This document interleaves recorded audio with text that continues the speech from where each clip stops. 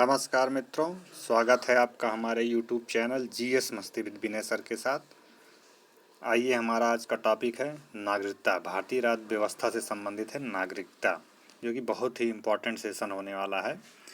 इसको मैं आप लोगों को एक विस्तृत रूप से समझाऊंगा। आज से नागरिकता कॉन्सेप्ट क्लियर ही कर देता हूँ। आइए देखते हैं नागरिकता क्या है। नागरिकता किस भाग के अंतर्गत नागरिकता का उल्लेख किया गया है? तो भाग 2 बताया गया है। किसके? 2 रोमन में लिखा गया है था 2। नागरिकता का जो उल्लेख किया गया है भाग 2 के अंतर्गत किया गया है।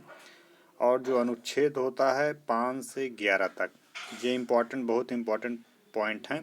डायरेक्ट 1 क्वेश्चन हिट कर देता है। संविधान के भाग 2 में नागरिकता का उल्लेख किया गया है। अनुच्छेद 5 से 11 तक जिक्र किया गया अनुच्छेद में। अब नागरिकता होती क्या है, पहले यह जानना बहुत जरूरी है। नागरिकता होती क्या है?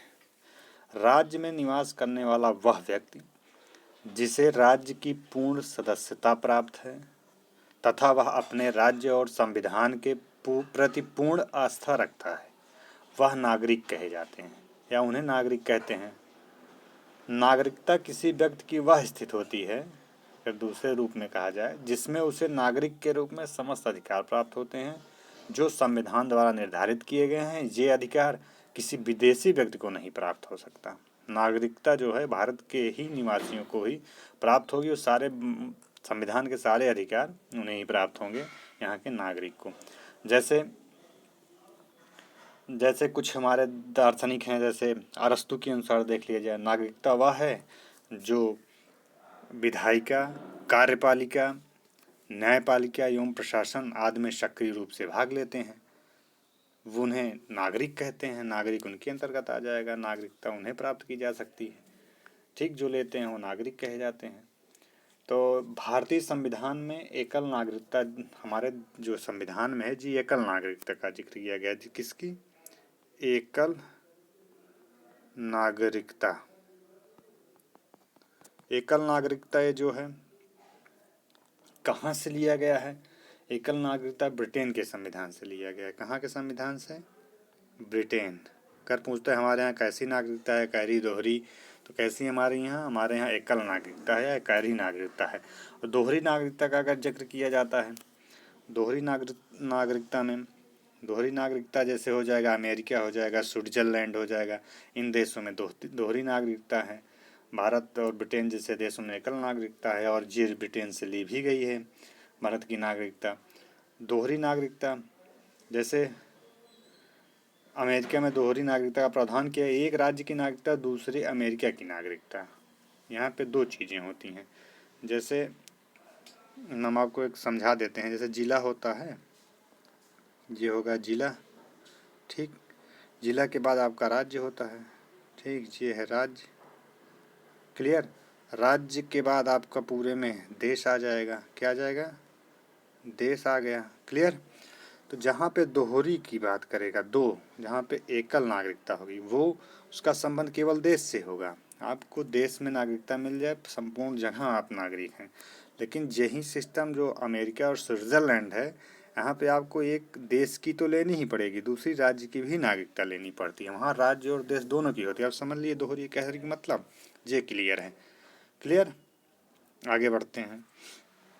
भारत में 2 तरह के लोग रहते हैं, ठीक, जिन्हें नागरिक भी होते हैं, विदेशी भी होते हैं। कुछ विदेशी हमारे मित्र होते हैं, कुछ विदेशी शत्रु होते हैं, क्लियर। जो नागरिकता की बात करते हैं, कुछ हमारे मित्र होंगे, कुछ हमारे शत्रु होंगे। 26 नवंबर 1949 को नागरिकता से संबंधित प्रावधान को लागू कर दिया गया था। नागरिकता संबंधित प्रावधान कब लागू किया गया था? 26 नवंबर 1949 को। 26 नवंबर 1949 को नागरिकता से संबंधित प्रावधान लागू कर दिए गए थे।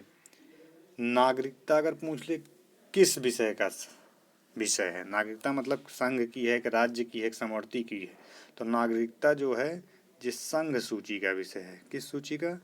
संघ सूची। इन सबको ध्यान देना। PDF से ज़्यादा तो हमारे ये आपके जो मैं व्याख्या करता हूँ, ये बहुत ही इम्पोर्टेंट होने वाले हैं आपके लिए। तो नागरिकता जो इसे पूछता है किस सूची का, इसे नागरिकता संघ सूची का विषय है। क्लियर। हम आगे बढ़ते हैं, कुछ महत्वपूर्ण तथ्य इसमें देख लिया जाए। जैसे और देखा जाए, गहरी दोहरी की बात हो रही थी, हम देख लेते हैं। जम्मू कश्मीर एकमात्र ऐसा राज्य था इंडिया में, भारत में, जहां दोहरी नागरिकता थी। यहाँ जम्मू कश्मीर में, जम्मू कश्मीर एक ऐसा राज्य था इंडिया में जहां दोहरी नागरिकता थी, दोहरी नागरिकता पाई जाती थी। क्लियर। लेकिन हुआ क्या, वर्तमान में क्या स्थिति है, दोहरी नागरिकता जम्मू कश्मीर में समाप्त कर दी गई है। अब दोहरी नागरिकता जम्मू में नहीं रह गई। तो 31 अक्टूबर 2019 से ये दोहरी नागरिकता वाला जम्मू से भी प्रावधान समाप्त कर दिया गया। इसलिए ध्यान में रखिएगा, जैसे पहले अपवाद पढ़ा जाता था दो इंडिया में, से राज्य का नाम बताइए जहाँ पे दोहरी नागरिकता है, तो जम्मू कश्मीर हुआ करता है, लेकिन अब नहीं है ऐसा। 31 अक्टूबर 2019 के बाद से इस दोहरी नागरिकता को समाप्त कर दिया गया है। क्लियर। आगे हम देखते हैं, संसद द्वारा नागरिकता के अधिकार का विधि द्वारा विनिमय। कुछ महत्वपूर्ण तथ्य और बता देते हैं। विनिमय किया जाना उपबंध है, अनुच्छेद 11 के अंतर्गत जिक्र किया गया है कि अनुच्छेद 11 क्या क्या, संसद द्वारा नागरिक अधिकार विनिमय किया जाए। मतलब इसका होता है, इस अनुच्छेद के तहत नागरिकता से संबंधित कोई भी कानून बनाने का अधिकार संसद को प्राप्त है। किसे? संसद। नागरिकता से संबंधित कोई भी अधिकार जो बनाएगी संसद बनाएगी। किस अनुच्छेद के अंतर्गत बनाएगी? अनुच्छेद 11 के अंतर्गत बनाएगी। जैसे संसद द्वारा नागरिकता अधिनियम 1955 का निर्माण किया गया था। ठीक, नागरिकता का जो निर्माण किया गया था 1955। क्लियर। अगला पॉइंट देखते हैं, भारतीय नागरिकता अधिनियम 1955 पारित किया गया था संसद द्वारा, वो तो क्लियर हो गया। अनुच्छेद 15, 16, 19, 29, 30 के तहत अधिकार प्राप्त हैं केवल नागरिकों को। ठीक, जो नागरिकों को अधिकार प्राप्त किए गए हैं अनुच्छेद 15, 16, 19, 29, 30 के तहत। भारत में नागरिक जन्म से या प्राकृतिक रूप से राष्ट्रपति बनने की योग्यता रखते हैं, जबकि केवल जन्म से नागरिक ही राष्ट्रपति बन सकता है। जो जिसका जन्म होगा इंडिया में वही नागरिक बन सकता है। जैसे अमेरिका में का जिक्र किया गया है। दोहरी नागरिकता क्या है? दोहरी नागरिकता राज्यों के लिए पृथक नागरिकता व्यवस्था को बनाया गया है। जैसे अमेरिका, स्विट्जरलैंड ने अभी मैं बताया ही अपने उसमें। आगे देखते हैं, महत्वपूर्ण तथ्य क्या बता रहे हैं। संसद नए राज्यों का निर्माण कर सकती है, जी हम कल ही बताए थे किस बहुमत द्वारा। तो जहाँ पे जी बन सकता है इनका टॉपिक साधारण बहुमत से। क्लियर। भारतीय संघ के अंतर्गत किसी राज्य को मिलाने का अधिकार है, किसको है? किसी भी राज्य को, कल ही बताए थे संसद को है। लोकसभा में संघ राज्य क्षेत्र के लिए आरक्षित सीटों की संख्या कितनी है? 20 है। राज्य पुनर्गठन आयोग सिफारिश पर 1 नवंबर 1956 को बनाए गए राज्य एवं संघ राज्य क्षेत्रों की संख्या कितनी थी? 14 एवं 6 थे। क्लियर। भारत में नागरिकता से संबंधित कानून बना सकती है, कौन बना सकती है? एक संसद बना सकती है, अभी तो बताया ही। संविधान में नागरिकता का उल्लेख किया गया है भाग 2 के अंतर्गत। किस अनुच्छेद से? 5 से 11 भी बताए थे, क्वेश्चन पूछे जाते हैं यहाँ से। भारतीय संविधान का नागरिकता प्रदान करता है एकल नागरिकता। अमेरिका में नागरिकता प्रदान किया जाता है दोहरी नागरिकता। भारतीय नागरिकता अधिनियम 1955 के अनुसार पंजीकरण द्वारा भारतीय नागरिकता प्राप्त करने के लिए भारतीय मूल के व्यक्ति को भारत में व्यतीत करने होंगे 7 वर्ष, किंतु अब घटा के क्या कर दिया गया है? 5 वर्ष कर दिया गया है पंजीकरण द्वारा। क्लियर। लागू होगा, पंजीकरण द्वारा हम कर दिए गए हैं। ये कुछ जो नए नए प्रावधान हैं हम उनको आपके सामने बता दिए गए हैं कि जो 6 था वो कट के कितना 5 वर्ष कर दिया गया है। जिन्हें जो है जो विदेशी होंगे वो 5 वर्ष। क्लियर। आगे देखते हैं, कह रहा है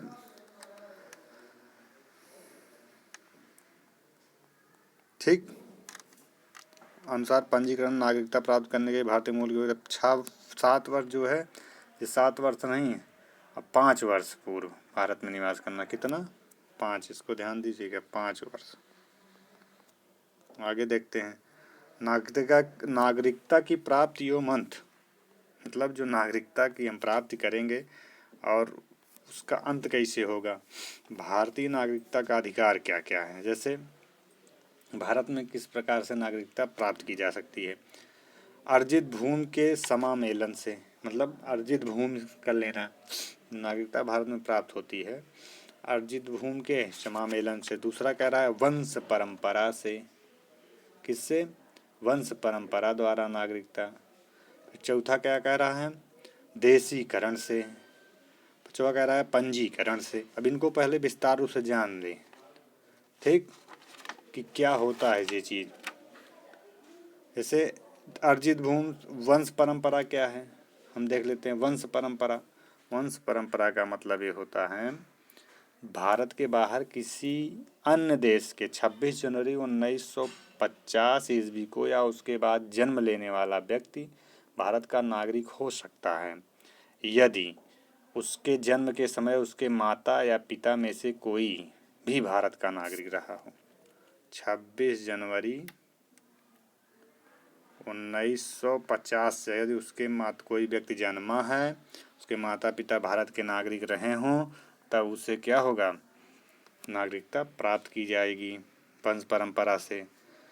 ध्यातव्य है कि माता की नागरिकता के आधार पर विदेश में जन्मे व्यक्ति को नागरिकता प्रदान करने का प्रावधान नागरिकता संशोधन अधिनियम 1952 द्वारा किया गया है। 3 दिसंबर 2004 को भारत के बाद जो बात जिक्र करते हैं, भारत के बाहर जन्मा कोई व्यक्ति वंश के आधार पर भारत का नागरिक नहीं हो सकता। 3 दिसंबर 2004 का जिक्र करेंगे। कह रहे हैं भारत से बाहर जन्मा कोई व्यक्ति वंश के आधार पर भारत का नागरिक नहीं हो सकता यदि उसके जन्म का पंजीकरण ना करा दिया गया हो या केंद्र सरकार की सहमति से उक्त अवधि में पंजीकरण ना हुआ हो। जब तक केंद्र सरकार का नहीं मिल जाएगा तब तक वो वंश परंपरागत के ये तरीका होता है। क्लियर। उसके बाद फिर हम देखते हैं, ये हम पढ़े थे भूमि, अर्जित भूमि या जिसे कहते हैं भूमि के अर्जन द्वारा। यदि इसका मतलब होता है यदि भारत सरकार द्वारा किसी नए भूभाग को अर्जित कर भारत में उसका विलय किया जाता है, उस क्षेत्र में निवास करने वाले व्यक्तियों को स्वतः भारत की नागरिकता प्राप्त हो जाती है। भू अर्जित का मतलब भारत सरकार यदि कहीं का भाग लेती है किसी देश का अपने अंदर, वहाँ के जो व्यक्ति होंगे उन्हें स्वतः ही नागरिकता प्राप्त होगी, जिसे भू अर्जन द्वारा कहते हैं। देशीकरण क्या है, देशीकरण एक शब्द आता है, बाय नेचुरलिज्म। इसके तहत विदेश नागरिकों को, जो विदेशी नागरिक होते हैं हमारे, इसकी जो देशीकरण होता है, विदेशी नागरिकों को निम्नलिखित शर्तों पर भारतीय नागरिकता प्रदान की जाती है। विदेशी नागरिकों को अपने देश की नागरिकता त्यागने पर और भारत में नागरिकता के लिए आवेदन करने पर, भारत में लगभग स्थायी रूप से 12 वर्षों तक रहने पर, स्थायी रूप से 12 वर्ष तक रहें, भारतीय संविधान के प्रति आस्था निष्ठा दिखाने पर, 8वीं अनुसूची में दी गई 22 भाषाओं में से, जो 8वीं अनुसूची में 22 भाषाएं हैं उनमें से दो का कम से कम 2 भाषा वो जानता हो तब दिया जाएगा। भारत में रहने की उससे प्रबल इच्छा हो, उपयुक्त शर्तों का पालन करते हुए विदेशी नागरिक भारतीय नागरिक प्राप्त कर सकता है। जैसे केवल एक ऐसी महिला थी जिनको देशीकरण द्वारा नागरिकता दी गई थी, वो थी कौन, मदर टेरेसा। कौन थी, मदर टेरेसा। मदर टेरेसा ऐसी महिला थी जिसे देशीकरण द्वारा भारतीय नागरिकता प्रदान की गई। क्लियर।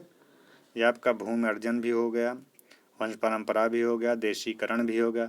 अब एक बचता है आपका पंजीकरण से, बाई रजिस्ट्रेशन जिसे कहते हैं। पंजीकरण क्या है, पंजीकरण में पंजीकरण हेतु आवेदन करने की तिथि जो होगी, तिथि से 6 माह अर्थात अब 5 वर्ष, पहले 6 माह थी अब 5 वर्ष पूर्व भारत में निवास करने वाला व्यक्ति, ऐसे व्यक्ति जिनका जन्म भारत में हुआ किंतु जो भारत से बाहर किसी अन्य देश में निवास कर रहे हैं, क्लियर, उनका पंजीकरण होगा।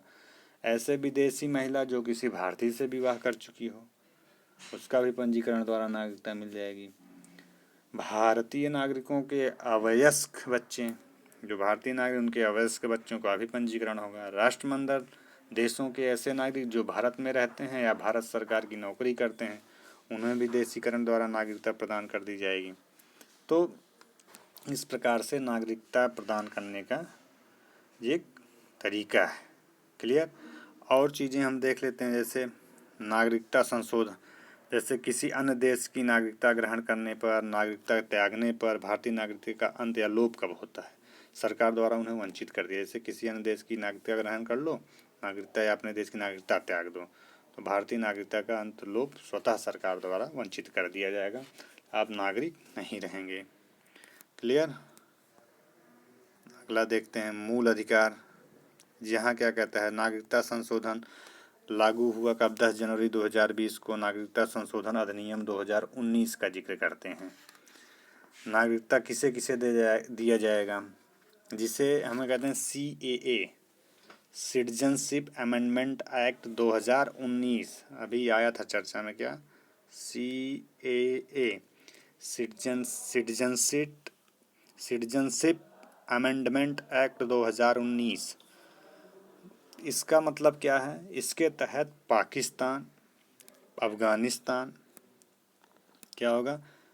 पाकिस्तान, अफगानिस्तान, बांग्लादेश से 31 दिसंबर 2014 से पूर्व आए हुए अल्पसंख्यक को, कब आए हों? 31 दिसंबर 2014 से पूर्व आए हुए अल्पसंख्यक को, जैसे हिंदू को, क्लियर, हिंदू, सिख, बौद्ध, जैन, पारसी, ईसाई, इनको भारत में CAA 2019 के तहत भारतीय नागरिकता प्रदान करने का प्रावधान है। यही है CAA, क्लियर, उनको नागरिकता प्रदान करने का प्रावधान कर दिया गया है। क्लियर? अगला देखते हैं मूल अधिकार से संबंधित अनुच्छेद 21 के तहत शिक्षा के अधिकार को मौलिक अधिकार बनाया गया है। किस संविधान द्वारा पूछता है? संशोधन द्वारा, तो 86वें संविधान संशोधन अधिनियम 2002 द्वारा। प्रेस की स्वतंत्रता अंतर्निहित है संविधान के अनुच्छेद 19 में। ये तो अभी पढ़ेंगे जब मूल अधिकार, तब ये तो एग्जाम समय में। इनका गांधीवाद क्या था? 1978 से संबंधित अनुच्छेद 21 के अंतर्गत प्रदत्त मूल अधिकारों को विस्तार से सिखों द्वारा कृपाण धारण करना धार्मिक स्वतंत्रता का अंग माना गया। अनुच्छेद 25 के अंतर्गत ये तो अधिकार मौलिक, अभी मौलिक अधिकार स्पेशल पढ़ेंगे टॉपिक में। मौलिक अधिकारों के संरक्षक हैं उच्चतम एवं उच्च न्यायालय। ये तो हमारा जी। अब देखते हैं अगला, नागरिकता से संबंधित महत्वपूर्ण अनुच्छेद। किस अनुच्छेद में क्या कहा गया है? क्लियर? नागरिकता से संबंधित महत्वपूर्ण अनुच्छेद हमारे जो हैं, तो कौन कौन से हैं देखते हैं। संविधान लागू होने के समय नागरिकता, अनुच्छेद 6 क्या कहता है? अनुच्छेद 6 कहता है पाकिस्तान से भारत को प्रव्रजन करने वाले व्यक्तियों की नागरिकता। अनुच्छेद 6 कहता है पाकिस्तान से भारत में प्रव्रजन, प्रव्रजन का मतलब समझते हैं? नहीं समझते ना, हम समझा रहे हैं। इसका मतलब होता है जिसे 19 जुलाई 1948 से पूर्व जो व्यक्ति पाकिस्तान से भारत आ गए हों। कब? 19 जुलाई 1948 से जो व्यक्ति पाकिस्तान से भारत वापस आ गए, उन्हें प्रव्रजन के अंदर, मतलब वापस आ जाना, पाकिस्तान से भारत वापस आ जाना, ठीक, को नागरिकता दी जाएगी। 19 जुलाई 1948 के बाद जो व्यक्ति पाकिस्तान से भारत आए हैं, उन्हें भारत में 6 महीने रहने के पश्चात पंजीकरण के माध्यम से भारत का नागरिक बना दिया जाएगा। वर्तमान समय में 1986 में 6 के स्थान पर 5 वर्ष कर दिया गया है। 6 था 5 वर्ष हो गया है। क्लियर? ये ध्यान दीजिएगा। अनुच्छेद 6 ये कहता है। यह अनुच्छेद 7 क्या कहता है देखते हैं। पाकिस्तान को प्रव्रजन करने वाले व्यक्ति की नागरिकता, जैसे भारत से पाकिस्तान को प्रव्रजन करने वाले व्यक्तियों में नागरिकता का संबंधित, मतलब जो भारत से चले जाएं पाकिस्तान। 1 मार्च 1947 का जिक्र करते हैं। 1 मार्च 1947 को जो व्यक्ति भारत से पाकिस्तान चले गए वह सभी पाकिस्तान के नागरिक कहलाएंगे, भारत के नहीं कहलाएंगे। क्लियर?